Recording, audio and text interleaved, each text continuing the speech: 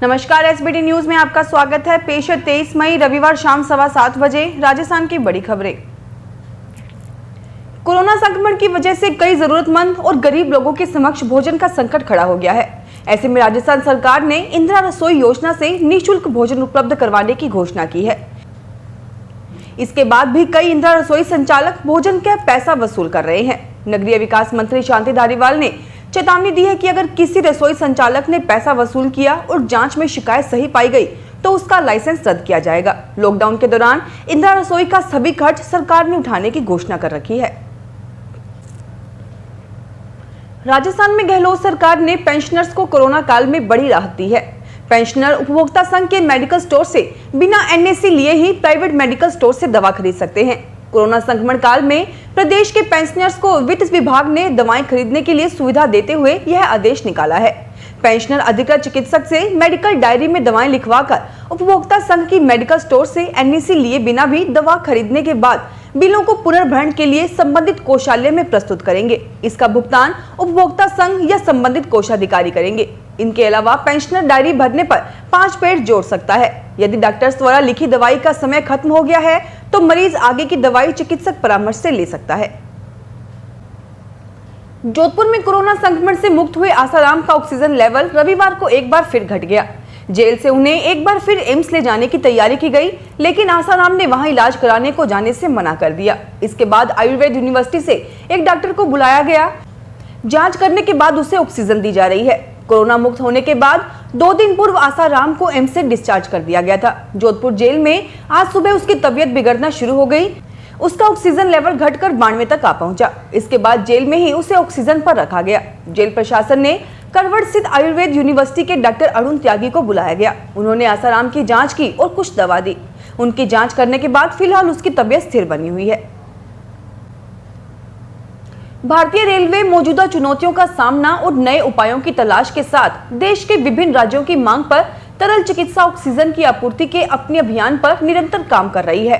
भारतीय रेलवे अब तक देश के विभिन्न राज्यों को 919 टैंकरों में लगभग 15,063 मीट्रिक टन चिकित्सा उपयोग के लिए तरल ऑक्सीजन की आपूर्ति कर चुका है। करीब 1 माह से चल रहे इस अभियान के अंतर्गत अब तक 229 ऑक्सीजन एक्सप्रेस की यात्रा पूरी हो चुकी है और विभिन्न राज्यों को राहत पहुंचाई गई है। ऑक्सीजन एक्सप्रेस से 13 राज्यों में ऑक्सीजन की आपूर्ति की गई है। उनमें उत्तराखंड, कर्नाटक, महाराष्ट्र, मध्य प्रदेश, आंध्र प्रदेश, राजस्थान, तमिलनाडु, हरियाणा, तेलंगाना, पंजाब, केरल, दिल्ली और उत्तर प्रदेश शामिल हैं। ऑक्सीजन एक्सप्रेस की शुरुआत 24 अप्रैल को हुई थी।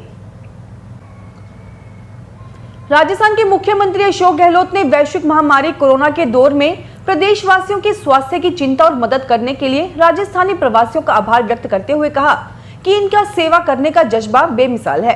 गहलोत शनिवार को वीडियो कॉन्फ्रेंस के माध्यम से प्रदेश में टेलीमेडिसिन एवं स्वास्थ्य सेवाओं के विषय पर राजस्थान फाउंडेशन द्वारा आयोजित प्रवासी राजस्थानियों के साथ संवाद कार्यक्रम में बोल रहे थे। मुख्यमंत्री ने कहा कि देश विदेश के बड़े चिकित्सा संस्थानों में कार्यरत राजस्थानी मूल के विशेषज्ञ डॉक्टरों द्वारा एक प्लेटफॉर्म पर आकर डॉक्टर्स ऑफ राजस्थान इंटरनेशनल संगठन के माध्यम से अपने गृह राज्य के भाई बहनों को टेलीमेडिसिन के माध्यम से चिकित्सकीय परामर्श उपलब्ध करवाने का संकल्प सराहनीय कदम है। भरतपुर जिले में ब्लैक फंगस की दस्तक के बाद आरबीएम प्रशासन चौकन्ना हो गया है। हालांकि राज्य स्तर पर सरकार की ओर से भरतपुर के अस्पताल को इलाज के लिए चिन्हित नहीं किया गया है, लेकिन उम्मीद है कि जल्द ही भरतपुर का नाम इसमें जुड़ जाएगा। आरबीएम चिकित्सालय के 3rd फ्लोर पर इसके लिए वार्ड बनाया गया है। इसमें ब्लैक फंगस के रोगियों के लिए 20 बेड लगाए गए हैं।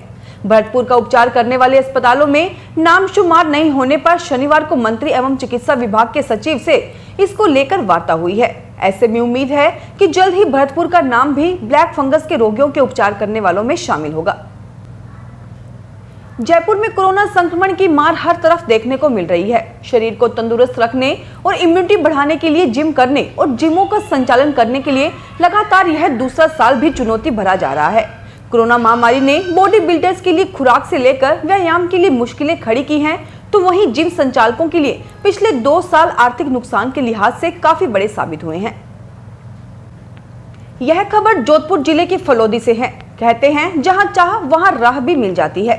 4 साल पहले धरती का पौधों से श्रृंगार करने की मुहिम शुरू हुई, जो फलीभूत होती नजर आ रही है। एक व्यक्ति से शुरू हुआ पौधारोपण का कारवां 150 तक पहुंच गया। सभी ने मेहनत के दम पर बंजर, पथरीली व वीरान जमीन पर 900 से अधिक पौधों को सींचकर वातावरण को हरा भरा बना दिया है। जिस रास्ते पर वृक्ष मित्रों के पेड़ लहरा रहे हैं, वहां भरपूर मात्रा में ऑक्सीजन के साथ शीतल छांव मिल रही है और पक्षियों की कलरव से सुकून का वातावरण बन गया है। लोक परिवहन संचालकों ने सीएम को पत्र लिखकर 3 साल का टैक्स माफ करने के साथ आर्थिक पैकेज के जरिए राहत देने की मांग की है। भरतपुर के लोक परिवहन संचालकों ने बताया कि गत वित्तीय वर्ष के प्रारंभ से अब तक कोरोना संक्रमण महामारी के कारण आम जनजीवन अस्त व्यस्त हो गया है। राज्य में वायुयान एवं एरेल यान के साथ हमारी स्टेज कैरिज की यात्री बसें पूर्ण रूप से प्रभावित हुई हैं। यात्री भार के अभाव में गत वर्ष से अब तक हमारी बसें खड़ी हुई हैं। कुछ बसें ही चल पाई हैं, वह भी घाटे में रही हैं। मार्ग पर यात्री नहीं है। कोटा शहर में सख्त लॉकडाउन लागू है, उसके बाद भी बेखौफ बदमाश आसानी से चोरी की वारदात को अंजाम दे रहे हैं।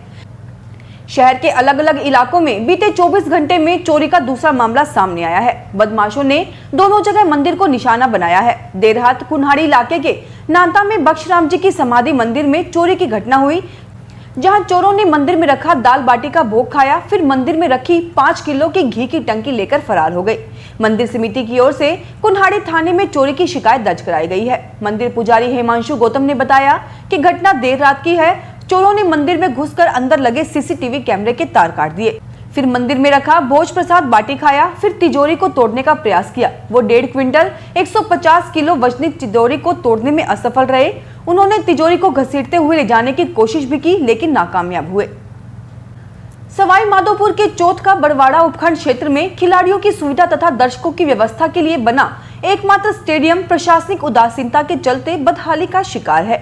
स्टेडियम पूरी तरह जर्जर हालात में है, जिससे यहां हमेशा किसी हादसे की आशंका बनी रहती है। फिलहाल शिक्षा विभाग ने इसे गिराने का प्रस्ताव उच्च अधिकारियों को भेज दिया है।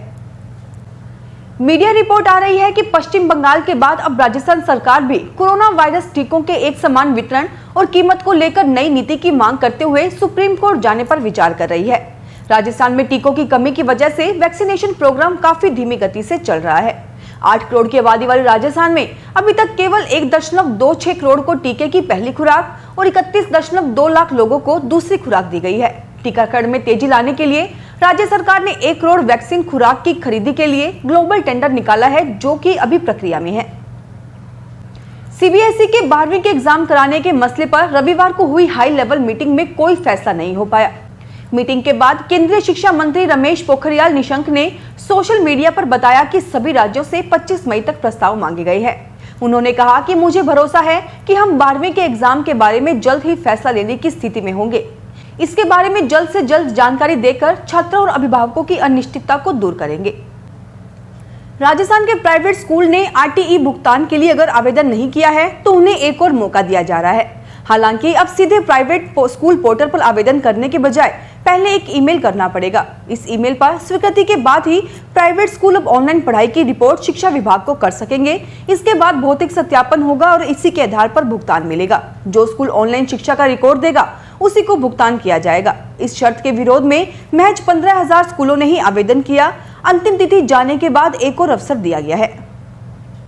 नागौर में कोरोना महामारी की तीसरी लहर के दस्तक देने के संकेत मिल रहे हैं। अब मासूमों में कोरोना संक्रमण फैलने के मामले सामने आने लगे हैं। पिछले दिनों जिला मुख्यालय स्थित राजकीय बाल शिशु गृह में भी 2 बच्चों व बाल संप्रेषण गृह के 3 बच्चों की रिपोर्ट पॉजिटिव आई थी। अब मासूमों में इसी कोरोना संक्रमण के संभावित खतरे को देखते हुए जिला प्रशासन ने एहतियातन तैयारियां शुरू कर दी है। जिला कलेक्टर जितेंद्र कुमार सोनी ने सीएमएचओ डॉक्टर मेहराम महिया को निर्देश दिए हैं कि वे जिले के सभी सीएचसी और पीएचसी केंद्रों में शिशु कोविड वार्ड की स्थापना करवाएं। फिलहाल इस बुलेटिन में इतना ही, फिर हाजिर होंगे और बड़ी खबरों के साथ। एसबीटी न्यूज के वीडियो देखने के लिए हमारे चैनल को सब्सक्राइब करें और नोटिफिकेशन पाने के लिए बेल आइकन को प्रेस करें।